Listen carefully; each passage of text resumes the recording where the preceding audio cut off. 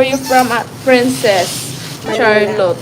You're from Manila? What do you do? I'm working in bar. Okay, how long you been working in a bar? Over 1 month?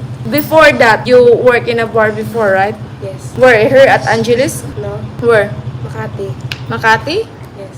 How old are you when you start working in a bar? 17? What the 17? Yes. How did you work in bar at age of 17? Did they allow you or you use a fake ID? I use fake ID. That's the trick here. Some of the girls, they start working in a bar. And fake birth certificate. Oh, told you. Whose birth certificate is it? Your sister or what? Your friend birth certificate. Yes. What about fake ID? ID, it has your face in there, right? Yes.